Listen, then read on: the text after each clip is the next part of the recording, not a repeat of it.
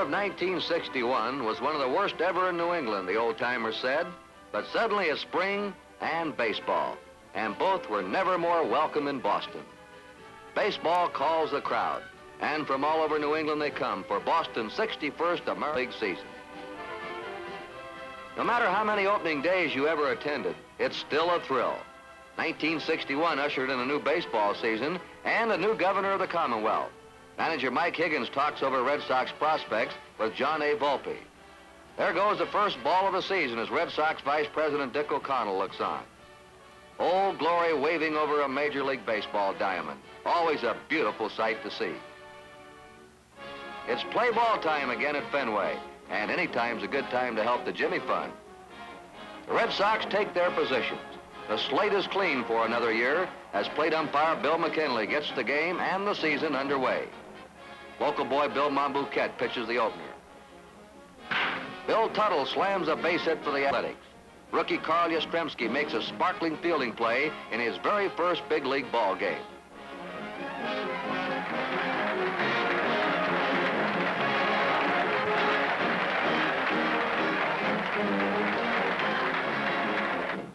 Plays and players gave us a lot to talk about on our Red Sox radio TV network, especially as Major League Baseball's first season of expansion unfolded.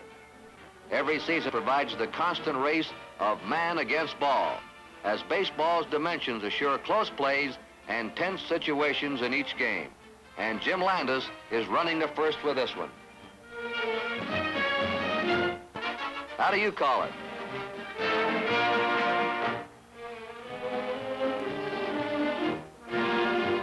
Center fielder Gary Geiger ignites a Red Sox rally. Here's the kind of hustle the fans like to see as the speed and daring of the young outfielder pays off. What a slide.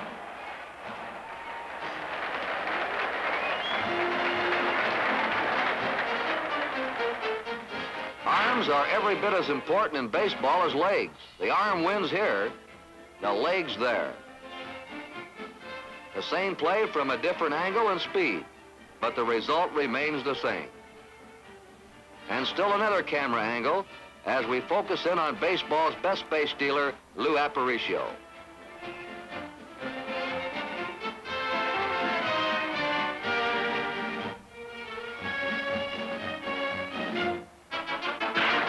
Detroit youngster Steve Boros spikes a base hit to center. It's important to keep a runner from going from first to third. Gary Geiger fires a perfect strike to third as Malzone puts the tag on the sliding Norm Cash. A new team in '61, the Minnesota Twins, with an old nemesis, Pedro Ramos. Frank Malzone is anything but a perfect host. The net result, 1 run for the Red Sox and a new ball for Ramos.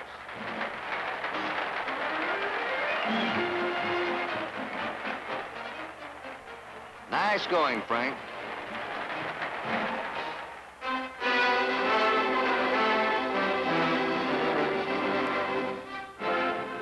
One of the highlight afternoons of 1961 was the visit of the Good Sisters and Richard Cardinal Cushing to Fenway Park. They thoroughly enjoyed themselves and lent lots of vocal support to Boston's own Red Sox. Another day, a Red Sox rally. Harold Hardy drives a base hit to center.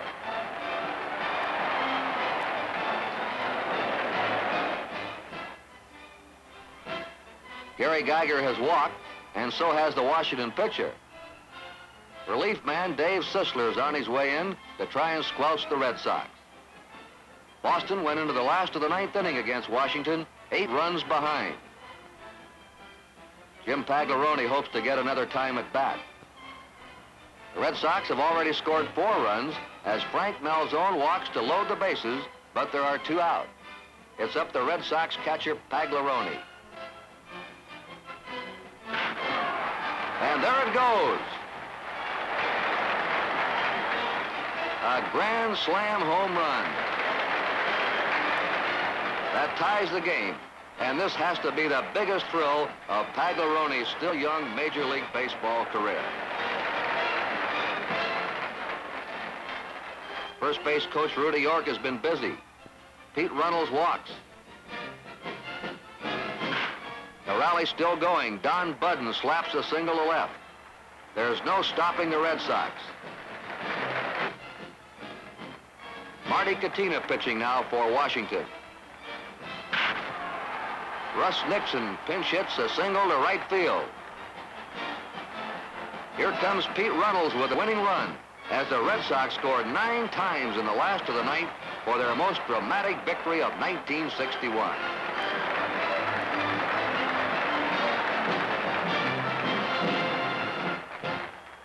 A pause that refreshes is followed by a delightful interlude. It's the Red Sox fathers and sons game. The major leaguers and chips off the old blocks. The kids are the real stars of the day.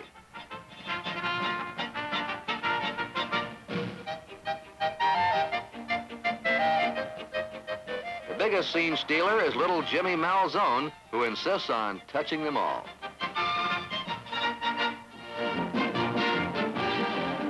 In 1961, Boston played host for the 31st annual Major League All-Star Baseball game.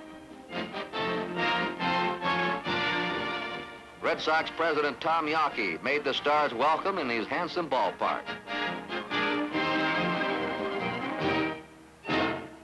There's one of baseball's best hitters, Hank Aaron of the Braves.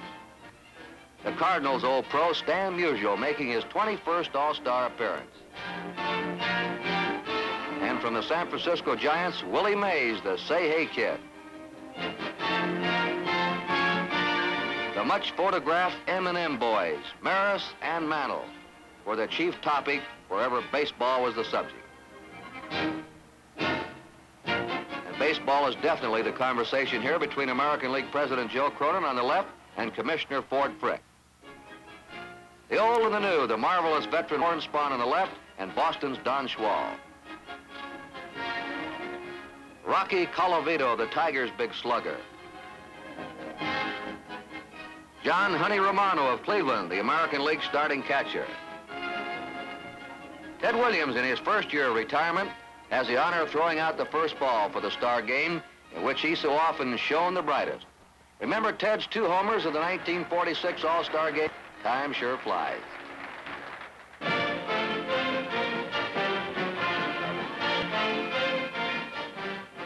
In the first inning, Cincinnati's Bob Perky is pitching to Rocky Colavito. Colavito quickly puts the American League out in front with a home run against a strong breeze.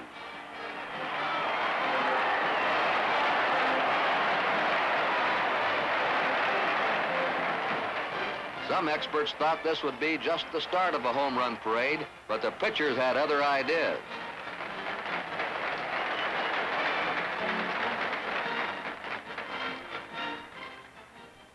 One to nothing, American League. Jim Bunning pitched 3 perfect innings. The nearest thing to a hit off him was this line drive by the Giants' Orlando Cepeda. If you don't think that ball was hit, watch it jolt Lou Aparicio back in slow motion.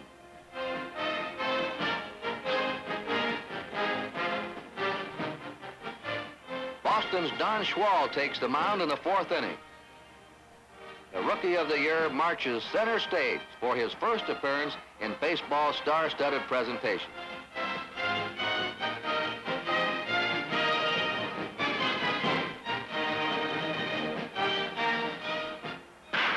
Pittsburgh's Roberto Clemente beats one of Schwal's sinkers toward shortstop.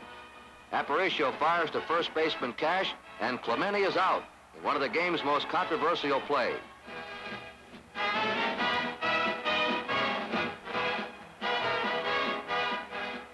Here it is again, slowed down. Incidentally, those 2 on the screen now turned out to be their league's batting champs, Clemente and Norm Cash.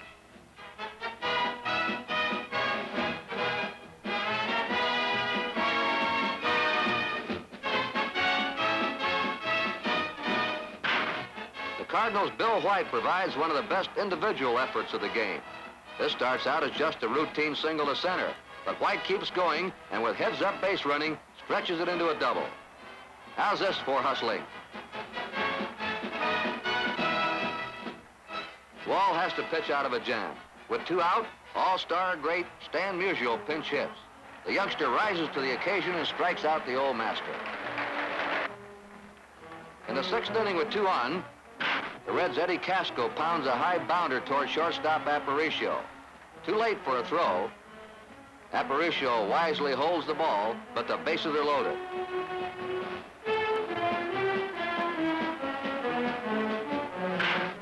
The Nationals score their only run on the Bill White grounder, but there could have been more, except for a remarkable play by the agile Aparicio.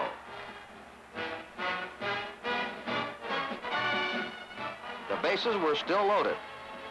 Frank Bowling at bat for the Nationals. Wall gets out of the nasty jam with some clutch pitching.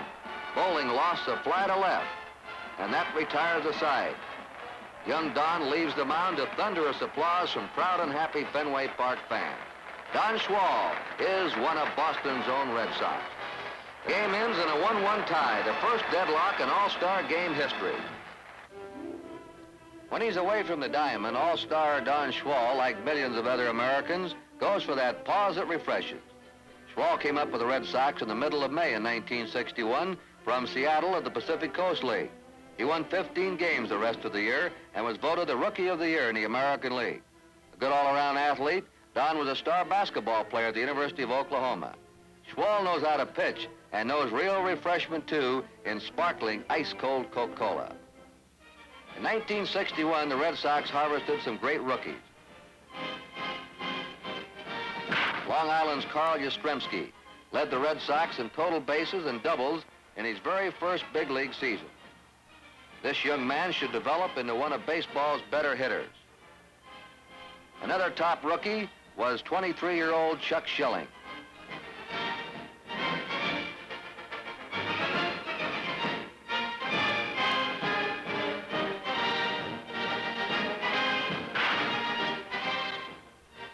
Sure-fisted Schilling set a new American League fielding record for a second baseman.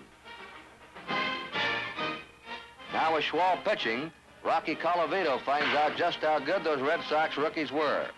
This is Carl Yastrzemski hustling in Fenway's famous left field corner.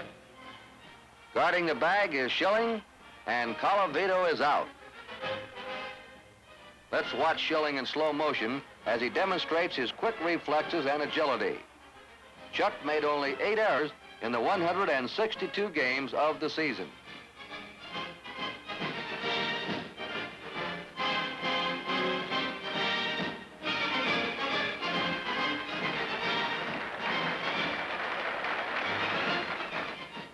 Arnold early on the mound.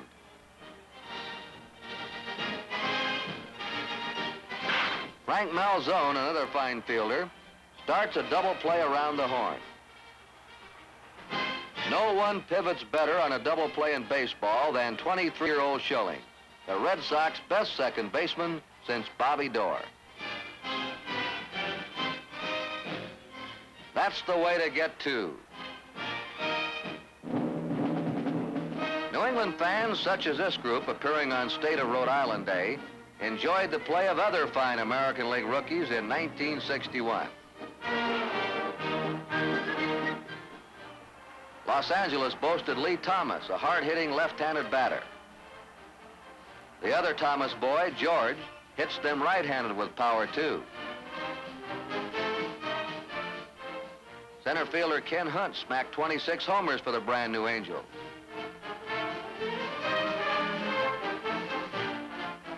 The Detroit Tigers uncovered some brilliant rookies. They had Connecticut infielder Dick McAuliffe, young third baseman Steve Boros,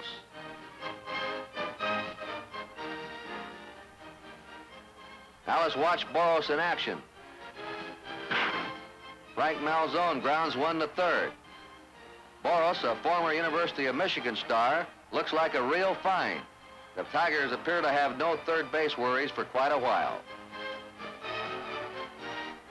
And fleet second baseman Jake Wood was another reason the Tigers were the surprise team of 1961, battling the Yankees for the pennant.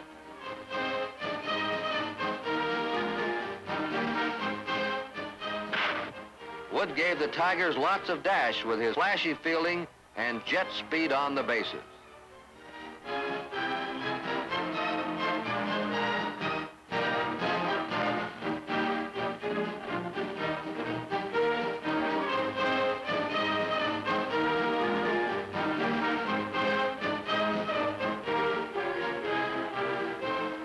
Speaking of speed, Kansas City came up with a flashy shortstop by the name of Dick Hauser, a base dealer deluxe and also the captain of the A's.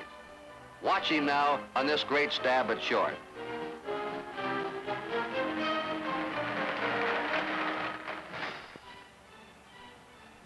Baseball is a game of players and plays and of many moods, too. This is the twilight atmosphere in Boston.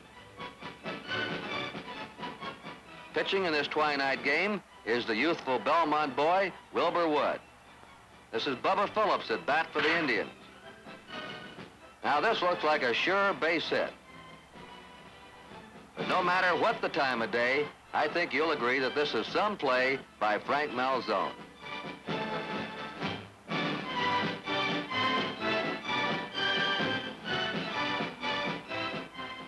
Take a look at Fenway Park at night.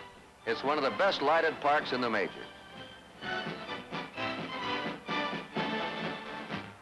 And now back in the afternoon, as from over New England they come to watch the Red Sox take on the invading Yankees. New York and Red Sox series have always been highlight events on the New England sporting scene. There's Gary Geiger pulling one right down the line for a home run. Geiger led the Red Sox in home runs for the 1961 season.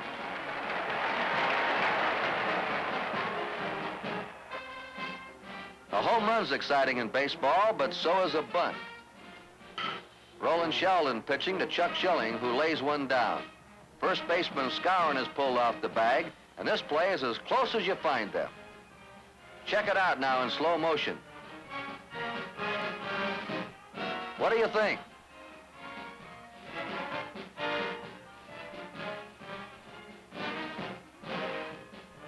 Tracy Stallard pitching for the Red Sox. Mickey Mantle of the Yankees is famed for his tape measure home runs. Stallard crowded him with a fastball. No homer for Mickey this time, but he scares you every time up.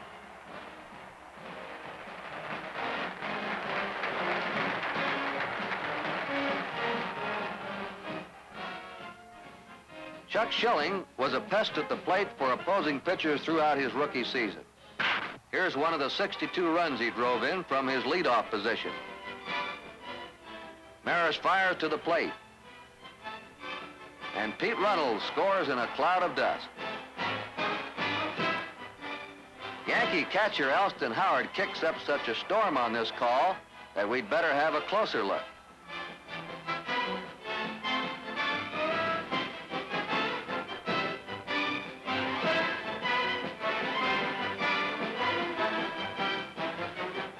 And Runnels is still safe.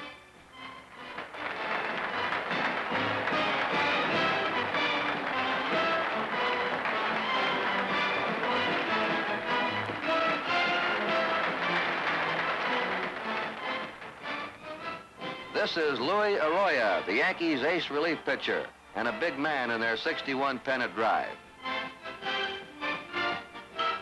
Jim Pagliarone, with the bunt sign on, lays a sacrifice down.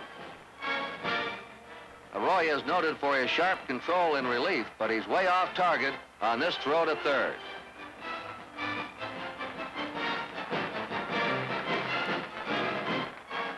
Billy Harrell is up and off again, and the Red Sox receive a gift run.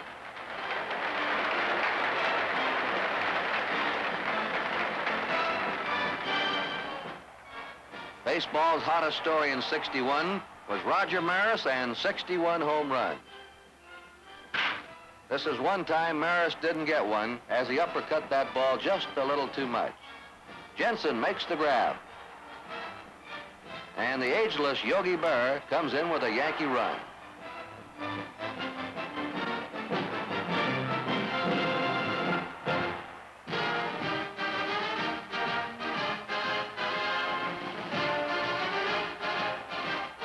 Bud Daly pitching for New York. Gary Geiger comes through with a clutch hit for the Red Sox. Maris to the plate. Pumpsy Green on his way with a winning run in the last of the 9th inning rally. Rookies, stars, and exciting plays, you'll find them all with Boston's own Red Sox. See you at Fenway Park.